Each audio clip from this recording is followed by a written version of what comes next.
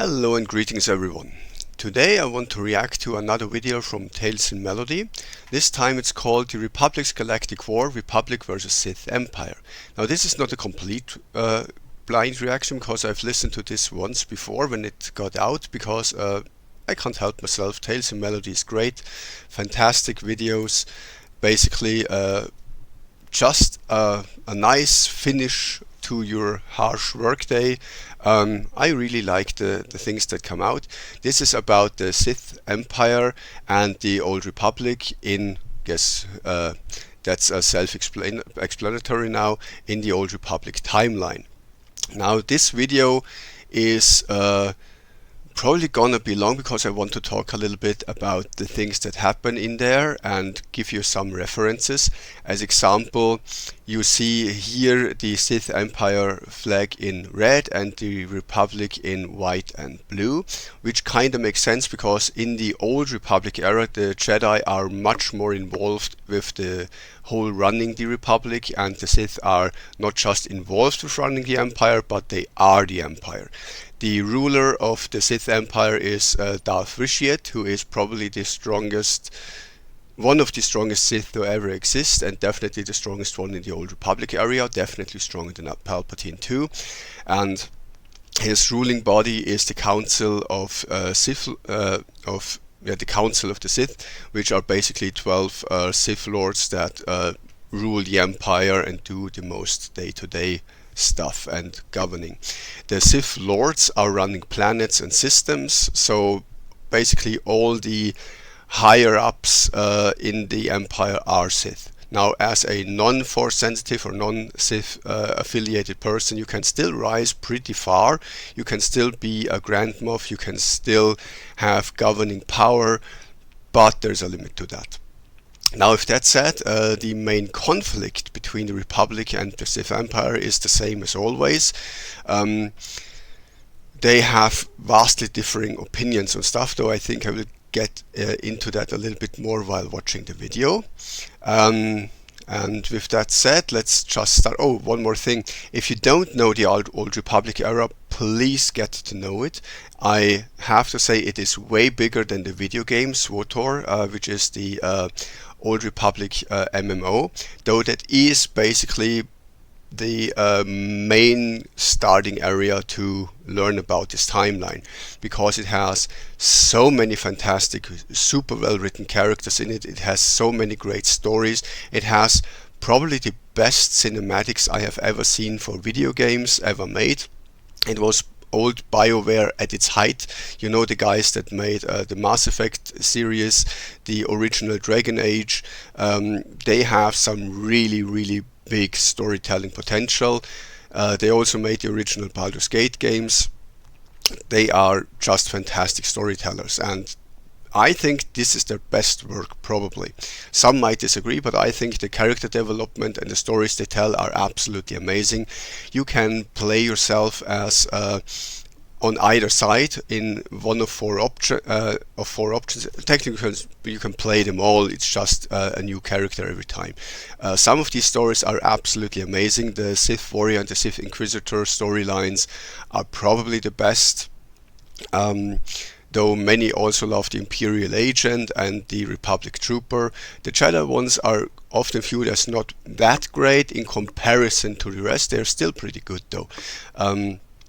Personally, I think that it's really cool that you can ascend as a Sith Inquisitor to someone who is actually seating in the Council of the Sith and having basically a hand in ruling and running everything, while the Sith Warrior can become the Wrath of the Empire and is basically the let's say the Lord Vader of his time.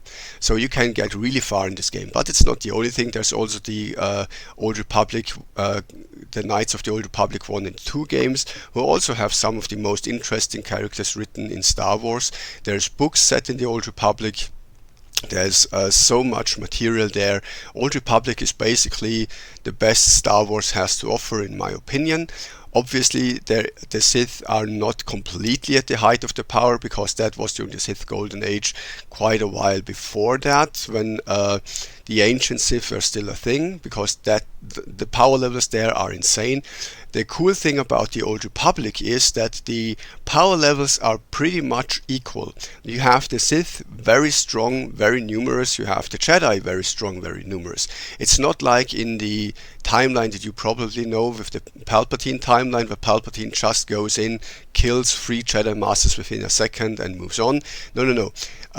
Here it's actually balanced. The Jedi are not cheap yet. They know how to fight. They know how to fight with the Force. They know how to fight with a lightsaber, and they have super strong, very capable fighters there. They are all wearing armor because, yeah, that's a good idea. And you have some super powerful Jedi, like Satil Shan is a character that you follow through basically the entire game, from her days as a Padawan to Grand Master of the Jedi Order. She is super powerful, very impressive woman, very, very cool in the cinematics, actually beats Darth Malgus multiple occasions. She is really, really cool. The Jedi in general are actually wolves and not sheep. They know how to fight, and they really put up a good fight. And the Sith Empire and the Republic are actually pretty balanced here, and it's just great material. You have non-force sensitives who know how to kill force sensitives, maybe the Sith troopers or the Republican troopers. They have equipment and knowledge and training to deal with lightsaber wielding mages basically. They are successful with that. Like in this timeline, it's really, really well balanced. Everyone can be a threat to everyone. Now, obviously, the Force users are still having an edge, but it's not a guarantee that the Force sensitive will win. You have multiple Sith troopers who killed dozens of Jedi. You have Republican troopers who kill dozens of Sith. Being Force sensitive doesn't make you instantly like levels above, tiers above everyone else in this timeline. Now, with that said, I think I should just finally start. If I haven't said it, Tales in Melody, great channel, fantastic channel.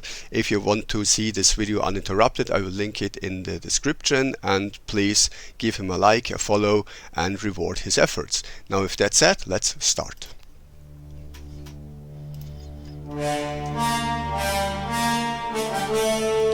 Thrice the light burn bright, so many sent to die.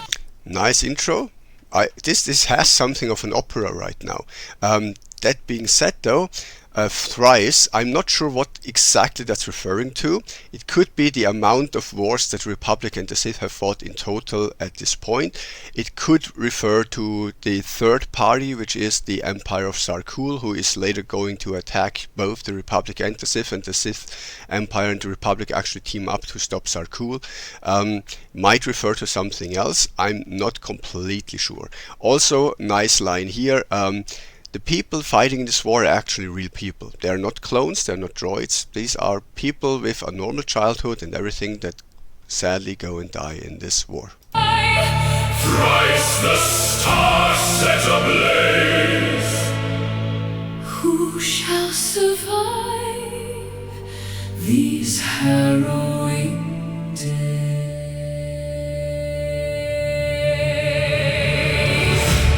Very nice, elongated vowel here, like it. Also very good beat. Nice.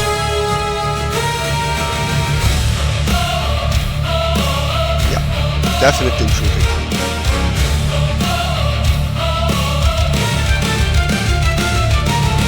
We are the Senate, shield and law.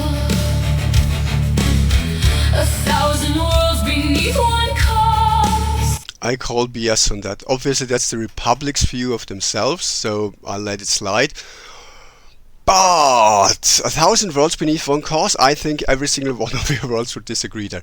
Except when the cause is to not fall to the Sith Empire. That's the one thing they all agree on. But for those who don't know, the Republic has a very lax style of government. Basically, each planet rules itself, which means that the planets in the Republic all have different laws. They all have different ideas of how things work. They all have vastly different opinions on basically anything. in that regard, they are very diverse, but it also leads to a lot of problems because crime is absolutely out of hand in the Republic because each planet has their own laws. So, and what's completely illegal with a death penalty on planet A is completely fine on planet B, and so on and so forth. Most importantly, that is for slavery. So in the Republic area, slavery is completely unregulated because it's basically we can't keep track who's slave from which planet and yada yada yada, and so you just say that's actually from that culture. Oh, okay, then it's fine. You can easily get around laws in the Republic. That being said, the Republic also is very bad at enforcing laws and dealing with criminals within its own borders because, again, you can't just flee to a planet where it's fine and then you are kind of protected. So, difficult thing there. Also, that is what will later on lead to the split of the separatists in the Clone Wars timeline, because the Republic tends to be so non-enforcing anything that actually Republic worlds outright ambush and plunder other Republic worlds. You have the core worlds completely exploiting and bleeding dry the outer rim planets. You have slavers from the core worlds taking slaves from the outer worlds, and at some point the outer worlds just had it with that exploitation, and being the ones that always get the short end of the stick when it comes to new regulations and laws and stuff like that. And that's why the separatists actually break off the Republic. They have very legitimate reasons to do that, but in the movies it's portrayed as if the separatists were the bad ones, when really the Republic are the corrupt people that don't even take care of their own citizens. Like, one main reason why the separatists broke off is that they have to pay for the Republic military. But when they need the Republic military to, say, stop rampant pirating in the outer systems, they never come, and they now have to spend money to form a militia and their own military to deal with the pirates, and that's how the separatists come about. Sorry for the rant. Let's keep on. From Coruscant to mid-sky, we swear no darker flag shall fly. We raise the sword to guard the peace, and swear the killing soon will see. Now, she does the Republic voice lines, he does the Sith Empire voice lines, like that. I think for the AI art you could have used a little bit more prominent figures on both sides, maybe Satil Shan on the Republic side, maybe Valkorion, he's still Vitiate at this point, Vitiate for the Sith Empire, or something like that. Though it's fine, it's okay, but it may give off the wrong impression, because the Jedi and the Sith are really very involved in the governments of this time area. Also, I always find it hilarious when people say you grab the sword to bring peace.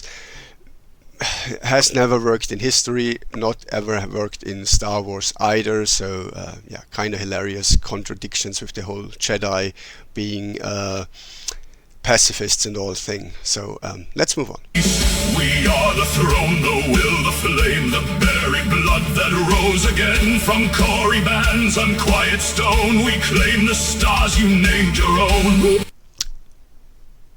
Good singing, really good singing. Also, quick background there, Sith Empire used to rule the galaxy back in the golden era of the Sith. Then they destroyed themselves, as they so often do. The Republic went in and kind of finished the job, and then the Sith Empire was gone for a long time until it re-emerged, and that's the whole thing that he's referring to with the planets that they kind of want to take back, and the old blood that rose again. Like, that's basically that. Also, the Empire is way better at dealing with criminals and enforcing law, which is a big difference in mentality, because the Republic is basically everyone for themselves and everyone can do what they want, and the Empire actually tries to bring order and stability to the galaxy, and in their own areas they are doing fantastic with that. They also have slavery, because the Empire while they bring about law and slavery is generally speaking outlawed in the empire, they do make exceptions for cultures where the slavery part is absolutely integral and vital for the race, for the species, for the culture. As example, the Twi'lek on Rylith have done slavery basically since the Twi'leks existed. They have tribal societies, and dealing in slaves with each other and later on with the outside galaxy is just a major way that Twi'lek society functions, and taking slavery away from Twi'lek and Ryloth would basically annihilate the entire species, their culture, and would lead to insane poverty levels on Ryloth. Indeed, Ryloth is such a bad planet to live on that most slaves that are sold off to other planets are glad that they can finally get away from Ryloth and have better life circumstances as slaves. Also, something that many people don't know, in Star Wars there's 4 levels of slave value. You have I don't know what they're called, but you have basically untrained slaves that were just prisoners of war and sold off into slavery. That's outlawed in both the Republic and the Empire. Still happens a lot in Republic due to piracy. Those are very cheap slaves that most people could afford. I've seen a documentary on this. It's basically the price of a car for a untrained slave. Then you have the level 2 slaves, I just call it, which are slaves that actually have some real value. They are trained in a special skill, like they may be very good craftsmen, they may have learned a trade, they may have had military training, they may have some special knowledge or something. Those are slaves that are more valuable. They are like the price of a house. They are definitely worth a lot more. And then you have the tier 3 slaves, which are slaves that are usually very, very difficult to get specialists, like basically nuclear physicists in our world, or in this world Jedi or Sith, or high military ranks, stuff like that, or super good engineers, something like that. Those are actually valued to I'm not sure how to do this in real money. I think they compared it to a luxury yacht or something. So really, really expensive, very hard to get. And then there's level 4 slaves, and that's actually the thing that keeps the economy on Ryloth, because the level 4 slaves are those trained in things I can't say on YouTube, like the kind that you usually associate Twi'leks with, and that's specialized training that usually begins from early childhood onwards, so that they, when they are sold, are pleasing their new owners in many, many ways. And that's actually the most expensive form of training, because you have to be a special kind of person in training to actually get there, and is highly valued by the Hutts. They have a lot of them, and they basically are worth a small planet or moon. So those are definitely difficult to afford, and that's what keeps the Twi'lek economy going, basically. Now, with that said, there's also variance on pricing, on how available is the race. Like humans and Twi'leks are very cheap because they're basically everywhere, while rare species like, say, the Zabrak or the Sith species, I mean, are valued much higher because there's just way fewer of those around. So that's a quick thing about that. The breaking of chains is kind of hilarious, because the Republic puts on chains literally in terms of slavery on themselves even, and the Sith are all about breaking chains, which again is kind of hilarious, because in some ways the Republic is way more free, because, as said, every planet has a different law and you can basically do whatever you want and get away with it, while the Empire really crushes down on criminal activities and someone breaking the law, which is obviously a tight leash. Now let's keep on. Break a chain, Then fought you more through strength alone. We end the war. you came as night with crimson fire. You high dominion dressed as light. Brilliant line. That's what the Republic usually does. And if you disagree with that, just look at what the core worlds do with the other Republican worlds. Like the core worlds have a almost aristocratic feudal standing as feudal lords, and the rest are just viewed as their subjects. Which, by the way, the Sith do as well. I'm not saying that they don't. But the Sith try to give each world that belongs to the Empire the same stability, the same rights. They will militarily intervene even for small worlds. They will clean up pirating and stuff like that. And while they are pretty oppressive in many ways, they at least give you some stability, and they are honest about them putting the thumb on you. Strike so liberty survives. We rule so weakness never thrives. Each grave becomes the proof we're right. I'm sorry, I have to say something about that too. Yeah, might makes right is a reality that most people don't want to be true, but it simply is.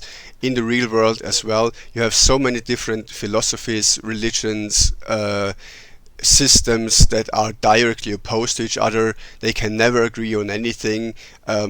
You might find personally that one is in the right and one is in the wrong, but ultimately none of that matters, because the one with the military power is the one who's gonna rule and gonna give you the rules that you have to live under. It's just, it doesn't matter who is philosophically right. In the end, it's all about who manages to enforce their view on others. That's also what the Sith say is basically the core of their philosophy. Might makes right. So let's move on. So many sent to die. Thrice the stars set ablaze. Who shall survive these harrowing days? Fantastic singing, absolutely brilliant. As for scope, yeah, galaxies are huge, and the Star Wars galaxy is artificially created with lots and lots of artificially created species on it, so they kinda never run out of people, because there's just so many people born each day across the galaxy that same amount dying each and every day doesn't really factor into total population all that much. Actually, you could say the war is the only thing preventing the galaxy from exploding population-wise to a point of unsustainability. In Armada, scar the night, we name ourselves the only light. No peace can live where both sides say one final war will clear the way. Very true, very nice singing. Brilliant choir. We count the dead, record their names, then send their children to the flames. The chamber votes, the fleets obey, defend the peace, Then fire away. we trade our mercy for command. Then call the ashes freedom's land. Really good lyrics. Really good lyrics. We crown the dead, exalt their scars, then spend our legions through the stars. The throne decrees, the fleets obey, impose our peace, then fire away. We trade our people for the throne, then call the ruined worlds our own. Monster, Liar, tyrant, coward. we cast the names. I think that's actually the other way around. Like I would say that the Empire views the Republic as cowards, definitely not the other way around. And I mean, Tyrant and Monster could apply to both. Yeah, like if you, I'm not sure if they're referring to the happening on Taris, because basically the Sith bombed an entire planet to pieces to get one Jedi, and that escaped. But that was really a crime of war that is acknowledged by both. However, we have to say that was not the Sith Empire here. That was actually under Malek's rule of his small, well, when he basically took over the Empire shortly, the one that Revan created. So that's not really on the Sith Empire under Valkorion. That's a different empire. Across the fire, For justice, for power, the cannon Aliens and surrounded by our No witness left, no neutral shore. the galaxy becomes the war. Christ, the void burned bright. So many sent to die. Thrice the stars set ablaze. Who shall survive these harrowing days? We curse the hand across the line, yet mirror every grand design. No victor waits beyond the flame, only a dark age with our names. We are the light. We are the strong, The stars go dark. and still we march on.